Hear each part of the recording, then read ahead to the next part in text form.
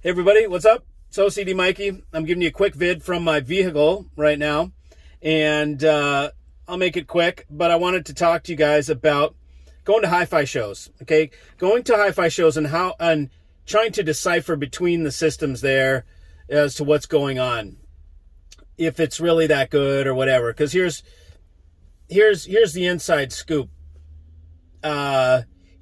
Not everybody just sets up a rig in the room and sets up a rig in the room.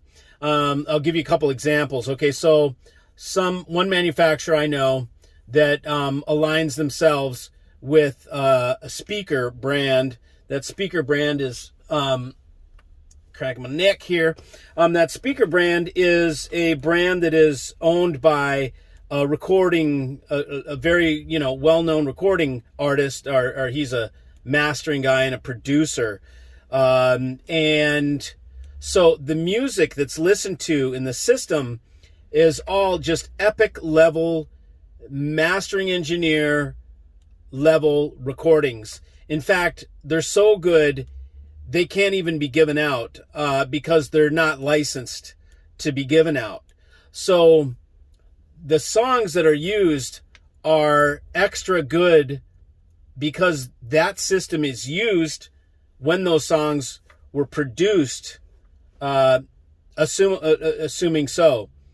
Because the guy loves the amps, he makes the speakers, he loves the amps to go with the speakers and the gear. And so everything that you hear is epic level recordings that you can't get, okay? You'll never have them. And so they sound phenomenal. Another outfit that I was aware of, what they did was they had software. Now, they weren't hiding it, okay? So they were letting people know because they were selling software with this. But easily on a laptop, if somebody's showing you, if you're in a room and they have a laptop that they're playing from, that laptop can have DSP on it, okay? Meaning what they can do, and this is exactly what this company did, was they'd go sit in the room, set up DSP for that room. They'd correct for the room. So it would sound absolutely corrected and sound killer based on EQ that the person that was setting up the room would do. They'd EQ for that room, okay? Now, if somebody is selling that like they were, then that's on the up and up, okay? So they're doing DSP in the room and they've corrected for that room. However, they could easily have DSP on that laptop, be correcting for the room, and not tell you. And then you just think, oh, wow, this is how the rig sounds? Just like this? Wow, it's phenomenal. I can't believe how good it sounds. All the other rooms sounds horrible, and this one sounds phenomenal. Well, that's because it's DSP corrected for. Not everybody's doing that, okay? So you kind of want to know, you can bring your own music to listen to, which is a good way to determine a rig, but don't be a bozo and bring like a CD of Bass Mechanic or some shit like that, and expect to get any respect from whoever you're showing it to, or anybody in the room for that matter. You're probably just going to get laughed out, okay? Things like Bass Mechanic and stuff like that are okay to use when there's not a bunch of people around and you just want to test and see how far the bass can go and whatever and how crazy your system is.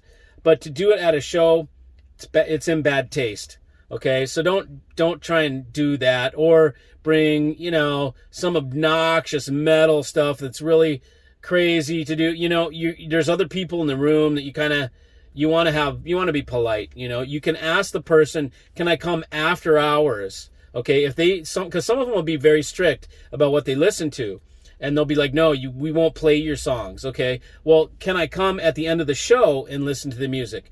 If they don't let you do that, then that's a red flag, okay? If you can't come and listen to your own stuff a little bit early or a little bit late at the show, then that's a red flag. They don't want you to listen to it because maybe there's a shortcoming in the rig.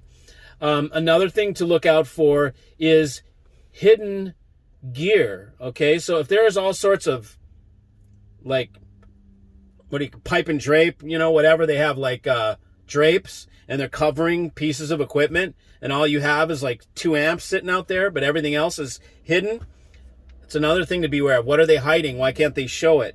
They could be hiding. They could be showing like a $2,000 speakers and have a $50,000 source or something back there.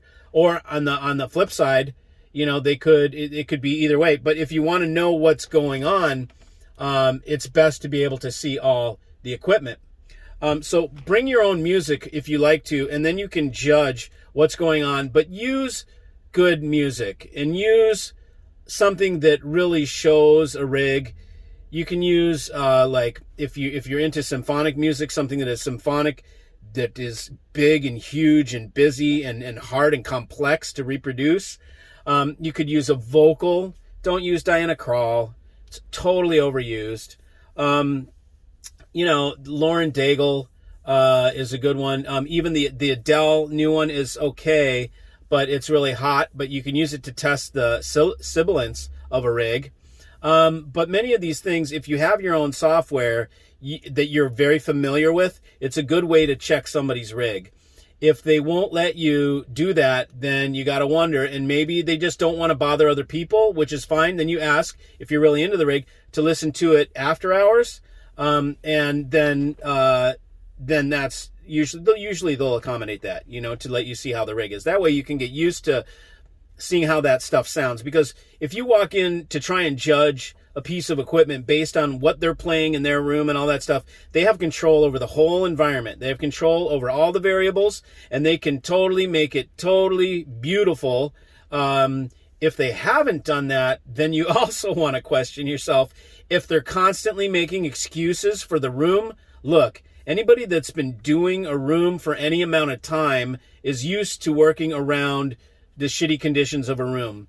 So it's also a red flag if the person keeps apologizing for the shitty room.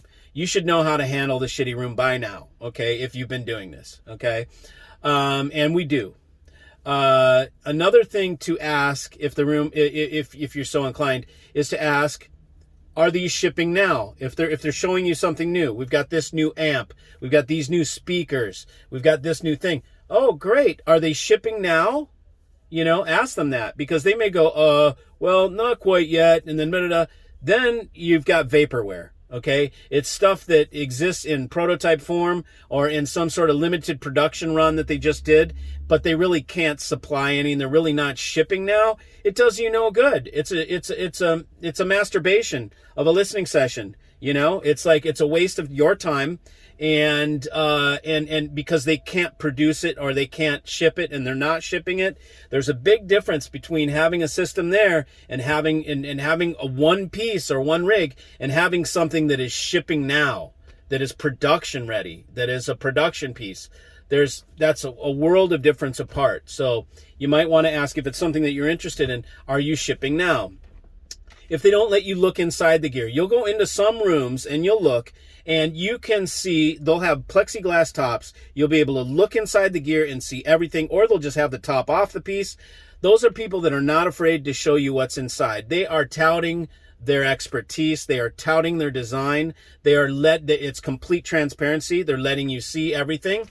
If they don't let you see, that's another red flag. They're covering it up. They don't want you to see the cheap parts inside or something like that. If they don't want you to see, there's a reason, okay?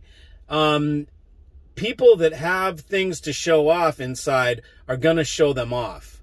My amps were always open because they looked like $1 million inside. The toroid was freaking monstrous. The rest of the boards were beautiful. So, they'll have them open for you to see inside. And you can bring your own music to listen to, but to just walk in and judge what's going on, you have to realize there's a lot of variables. So you really can't judge just from walking in to a system what's going on there. Look at the big rigs. Spend some time going to the spectacle rigs, I call them spectacles, because they're such a spectacle. And notice how they're never the best sounding room. Ever, ever, ever. Never once has the $1 million rig been the best sounding, or the 2 million, or the 5 million, whatever. It's never the best sounding. The best sounding rooms are the ones that are, not the big ones.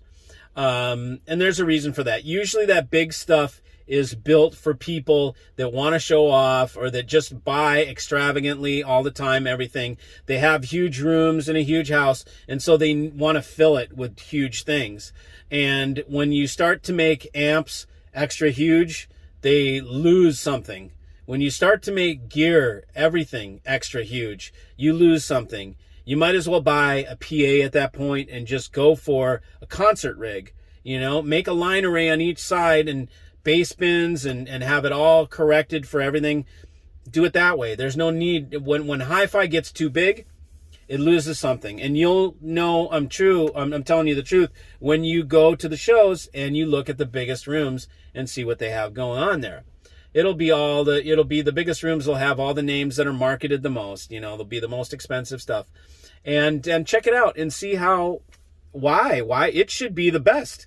If it's the biggest, most expensive room, it should sound better than every other room, and it never does. Okay, so that's interesting. Just an interesting thing to note to yourself. And another thing is to pay attention to the people. When you go into a certain room, talk with the person that's doing the room. Talk with the designer if the designer's there. Just talk with the people. Or just shut up and listen to what they're saying and listen to the vibe of the people, okay? Because you will notice that some rooms are cool with cool people and some rooms are uptight with a bunch of you-know-whats. And who wants to own hi-fi from a bunch of you-know-whats? I certainly don't. I want, cool people that have cool intentions, good vibes, and good intention that goes into not only the making of the product, but the service and any sort of questions you have. You don't want some guy that gets pissed every time you call him or is always grumpy, whatever. So, pay attention to the vibe. Listen to what they're saying. Decipher it, okay? Because you can, what is the thing? You can dazzle someone with your brilliance or whatever. And you can baffle them with bullshit. A lot of the stuff that people say, if you take it literal and you break it apart and you dissect what they just said, you'll be like, this guy's full of total crap. He's like he just said something that makes absolutely no sense. Many of them will do that. They will brush your questions off and not want to answer. Another thing for the shows, realize that your questions about what parts are inside, those are stupid questions, okay?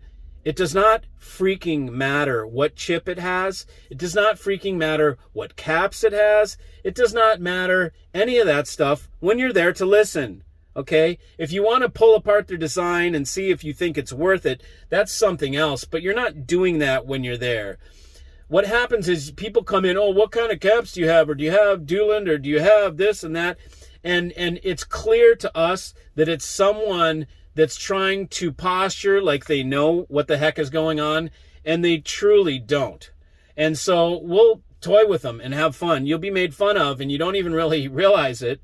With certain questions that we'll ask, we know how to quickly stump you.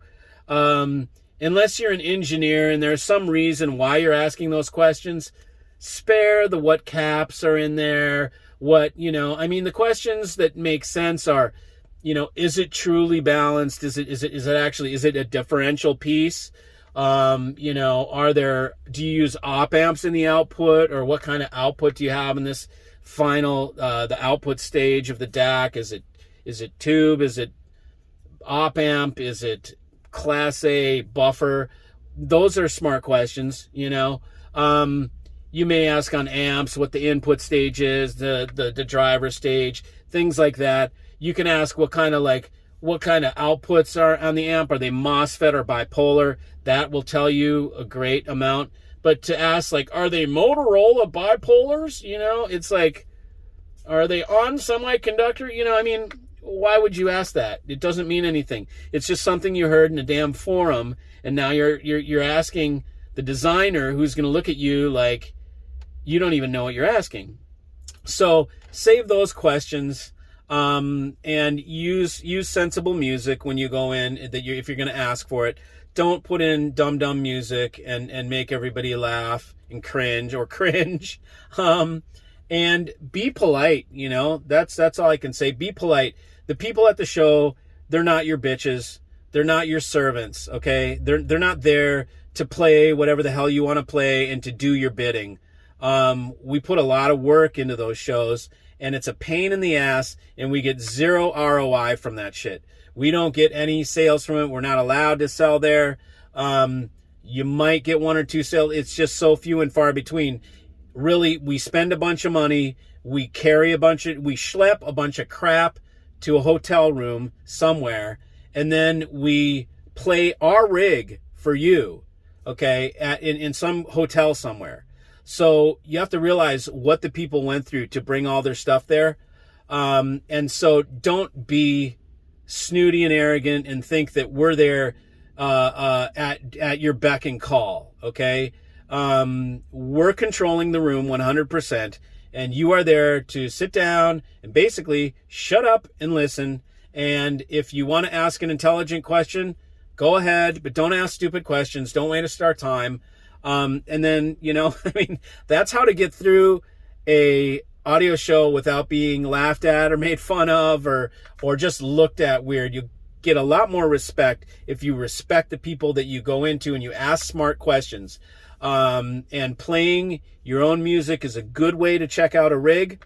You can ask for your own music if it's going to disturb people or if it's whatever, then you can come after hours or early hours. But again, you want to be able to play your own music to really know what's going on in that rig.